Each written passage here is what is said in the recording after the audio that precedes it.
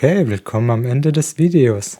Das war die Wanderung durch die Saksun-Lagune auf der färöischen Insel Streymoy. Die Strecke hat 4,5 Kilometer und überwindet dabei etwa 70 Höhenmeter.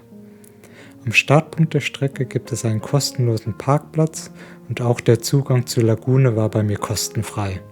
Der Weg führt einen über anfangs asphaltierte oder geschotterte Wege direkt hinunter zur Lagune mit ihrem schwarzen Sand. Unterwegs hat man einen schönen Ausblick auf die umliegenden Berge und einen Wasserfall. Die Schwierigkeit des Weges würde ich als leicht bezeichnen. Beachten sollte man allerdings die Zeiten für Ebbe und Flut. Tut man das nicht, kann es sein, dass man nicht ganz bis zum Ende der Lagune kommt.